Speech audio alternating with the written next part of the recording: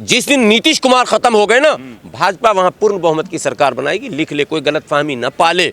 ये नीतीश कुमार है जिसने भारतीय जनता पार्टी को भी अपनी हद में रखा। जब तक बसपा थी ना उत्तर प्रदेश में, भाजपा नहीं आती थी पूर्ण बहुमत में। बसपा खत्म, भाजपा पूर्ण बहुमत में। जेडीयू खत्म होगी तभी भाजपा पूर्ण बहुमत में आएगी, वरना कभी नहीं। सुनिए, राजनीति के वो पहलवान है नीतीश कुमार, जिनके पास वो सारे दाव हैं जो पहलवान आखिरी में इस्तेमाल करता है, और कभी अपने चेला को वो दाव बताता नहीं है। नीतीश कुमार जी ने राजनीति में किसी चेला को वो दाव नहीं बताया कि कब हम पटकेंगे और कैसे पटकेंगे। आप कितना समझ पा रहे हैं अभी के जो स्थितियां हैं, ये अभी क्या होने वाला है, जितना आप उनका बता रहे हैं? हम तो समझ रहे हैं कि खेल होगा, लेकिन चूंकि इस बार डबल खेल होगा। इस बार दो पहलवान को पटकने की तैयारी में वो हैं। नीतीश कुमार के बारे में लोग कहते हैं पलटू चाचा, आप लोग भी कहते हैं, सब लोग।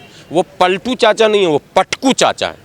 वो पलटते कभी नहीं है, वो पटकते हैं। अरे कितनी बार तो पलटे नहीं है, पटके हैं। जब जरूरत पड़ी, उनको लगा कि कोई हम पर हावी हो रहा, तो वो उठा के धोबिया पाट देते हैं, पटक सीधा।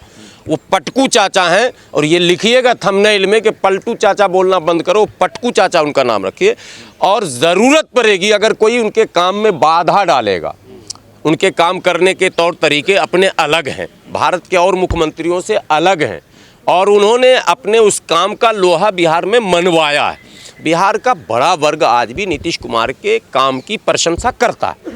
कुछ फैसलों से असहमति जताने के बाद भी मोटा मोटी जो बिहारी भाषा में आप बोलेंगे, तो नीतीश कुमार के काम से लगभग सभी वर्ग संतुष्ट होता है, ये कहकर कि नहीं, काम के मामले में भाई शिकायत नहीं कर सकते हैं। एक बात, नौकरियों की बात करें, उत्तर प्रदेश के हजारों शिक्षक बिहार में नौकरी कर रहे हैं। हजारों, मैं कह रहा हूँ, तादाद हजारों का मतलब 1000 नहीं, हजारों। ये बिहार में जो नौकरी मिली है, क्रेडिट भले वो तेजस्वी जी ज़बरदस्ती ले रहे हैं कि हम जब आए तब हुआ, लेकिन ये सारा रोड मैप जो है वो नीतीश कुमार जी का बनाया हुआ। कोई वर्ग नहीं है जिसको उन्होंने अछूता रखा हो। विकास की जो गंगा जिसको कहते हैं, वो अगर बहाई है तो वो गांव का सुदूर इलाका क्यों ना हो, वहाँ भी वो दिखता है कहीं ना कहीं।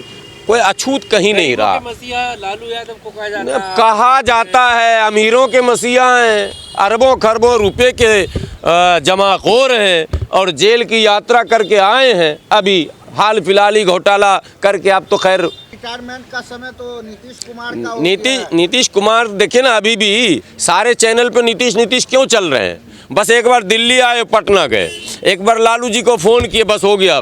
टीवी में सब खबर, पीछे नीतीश आगे। नीतीश जी से आप लोगों का कोई क्या गठबंधन हुआ है? क्या आप उनका बड़ा पक्ष ले रहे हैं? नहीं, सच नहीं। मेरा नाम हाफिज गुलाम सरवर है। मेरा किसी से गठबंधन हो या नहीं हो, कोई मेरा सगा भाई क्यों ना हो, या मैं जिस पार्टी में रहूं वही पार्टी गलत क्यों ना कहे, मैं गलत को गलत और सही को सही कहता हूँ।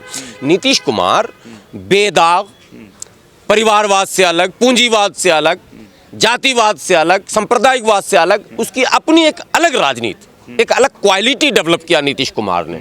नो डाउट, आप कुछ भी विरोधी होकर कह सकते हैं, वो आपको अधिकार है। तो जिस गठबंधन का वो हिस्सा है, वो गठबंधन, यही तो कमाल का खेल है। यही तो बड़ा असहज हो गए हैं, कुछ बोल नहीं रहे हैं। अब सुनिए, यही कमाल है। बिहार में अगर सांप्रदायिक शक्तियों को किसी ने रोक रखा है आज तक, तो ये श्रेय नीतीश कुमार को जाएगा। जिस दिन नीतीश कुमार खत्म हो गए ना, भाजपा वहां पूर्ण बहुमत की सरकार बनाएगी। लिख ले, कोई गलतफहमी न पाले। ये नीतीश कुमार है जिसने भारतीय जनता पार्टी को भी अपनी हद में रखा। ये नीतीश कुमार है, मैं कह रहा हूं इस बात को। मैं उस पार्टी में नहीं हूं। और कहा यह जा रहा कि भाजपा ने नीतीश जी को हाईजैक कर लिया है, इसलिए कुछ बोल नहीं पा रहे। नीतीश को कोई हाईजैक कोई आएगी बिहार में? नहीं आएगी। ये आज आपको बता दे रहा हूँ। जब तक बसपा थी ना उत्तर प्रदेश में, भाजपा नहीं आती थी पूर्ण बहुमत में। बसपा खत्म, भाजपा पूर्ण बहुमत में। जब जेडीयू खत्म होगी तभी भाजपा पूर्ण बहुमत में आएगी, वरना कभी नहीं। अगर जेडीयू को खत्म करने की साजिश चली जा रही थी, तो नीतीश कुमार ने अपना एक रूप दिखाया, वही रूप जिस रूप को देखकर अच्छे के पसीने छूट जाते हैं। बस वो रूप ही तो अभी दिखाया था नीतीश कुमार ने, अभी कुछ किया कहाँ? कोई बयान दिया क्या? वो पुरनका बयान सब लोग चला रहे हैं, टीवी वाले भी, यूट्यूब वाले भी। पहले वाला कि मैं जा रहा हूँ इस्तीफा देने, वही वायरल हो रहा। कुछ अभी उन्होंने मीडिया से नहीं कहा।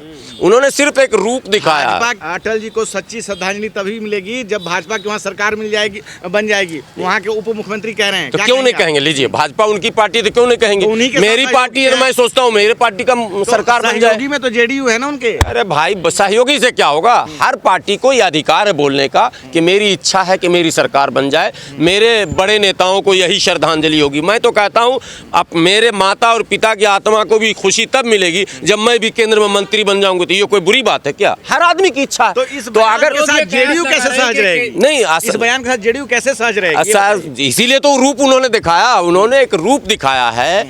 जब आरजेडी ने अपना प्रभाव बढ़ाया और इन्हें लगा कि आरजेडी हमें हानि पहुंचा सकती है या काम में बाधा डाल सकती है, तो एक रूप दिखाया। आपने कहा पलट गई, पलट नहीं गए, आरजेडी को इन्होंने पटक के बोला कि अब तू नहीं आएगा जब तक मैं नहीं रहूंगा, चाचा से भतीजा आगे मत बढ़ियो।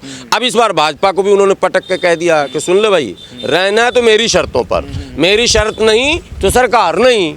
तो ये तो कमाल की पॉलिटिक्स है। भारत में इकलौते ऐसे पॉलिटिशियन हैं जिनकी 40, 42, 45 सीट है और 85, 87 सीट वाले भारतीय जनता पार्टी को पीछे लाइन में वो खड़ा रखे हुए हैं और 75 सीट वाले आरजेडी को भी पीछे रखे हुए थे। तो ये कला सब में नहीं पाई जाती है, ये नीतीश कुमार में पाई जाती है। अब बीजेपी को पटकनी देंगे अगर वो पटकनी चाचा ये है ही इनके पास जो ये इस बार पटकनी देने वाले हैं अभी कुछ दिनों के अंदर? राजनीति सुनिए, राजनीति के वो पहलवान है नीतीश कुमार जिनके पास वो सारे दाव हैं जो पहलवान आखिरी में इस्तेमाल करता है और कभी अपने चेला को वो दाव बताता नहीं है। नीतीश कुमार जी ने राजनीति में किसी चेला को वो दाव नहीं बताया कि कब हम पटकेंगे और कैसे पटकेंगे। आप देखते रहिए, इब्तिदाए इश्क में रोता है क्या, आगे आगे देखिए होता है क्या। जो तारीफ नहीं कर रहे हैं नीतीश कुमार की, वो अचानक तारीफ करने लग जाएंगे, ऐसा भी हो सकता है। और जो नीतीश कुमार की तारीफ कर रहे हैं वो अचानक उनके खिलाफ बोलने लग जाएंगे, ऐसा भी हो सकता है। लेकिन नीतीश कुमार जब तक जीवित हैं, बिहार के सर्वमान्य सर्वस्वीकार वो लीडर हैं और जब तक जीवित हैं लीडर रहेंगे। लालू की बात को आप भी मानते हैं कि नीतीश के पेट में दांत है? अब लालू जी से पूछिएगा, अगर इस बार पटकनी हुई, पलटी तो हम बोलते नहीं, पटकनी, तो फिर लालू जी से पूछिएगा, कहाँ जी लालू जी आप जो बोलते थे कि नीतीश के तो पेट में दांत है, तो आप बताइए क्या है? सच्चाई यह है, ये कहावत है, पेट में दांत बोलने का मतलब बातों को पचाने की क्षमता, कम बोलना ज़्यादा करना, ये नीतीश कुमार की आदत है। गंभीर हो जाना, कुछ नहीं बोलना। अगर उनके साथ रहने वाले लोगों को पता है, उनकी आंख से वो समझ लेता कि इस बार मुख्यमंत्री जी ये फैसला लेने वाले हैं। ये नीतीश कुमार के अंदर कला है। आप कितना समझ पा रहे हैं अभी के जो स्थितियां हैं, ये अभी क्या होने वाला है, जितना आप उनका बता रहे हैं? हम तो समझ रहे हैं कि खेल होगा, लेकिन चूंकि इस बार डबल खेल होगा, इस बार दो पहलवान को पटकने की तैयारी में वो हैं, इसलिए थोड़ा एक्सरसाइज और वर्जिश। दोनों पहलवानों को बारी बारी से ढोते हैं वो और उनके साथ सवारी करके सत्ता में बने रहते हैं? नहीं, दो पहलवान मतलब आप अभी नहीं समझे, समझने वाले समझ रहे होंगे। उनके निशाने पर इस बार दोनों अगर एक जगह वो पटकेंगे तो ईडी सीबीआई उनके पीछे पड़ जाएगी, इसलिए वो इस बार वर्जिश ज़्यादा कर रहे हैं, खुराक ज़्यादा ले रहे हैं कि मुझे ऐसी पटकनी देनी है कि दोनों तरफ दोनों खाने। अरे छोड़िए ना, छात्र का अलग मुद्दा को, आंदोलन में जब राजनीति कीजिएगा तो पिटबे कीजिएगा। नेता को क्यों घुसा रहे हैं आंदोलन में?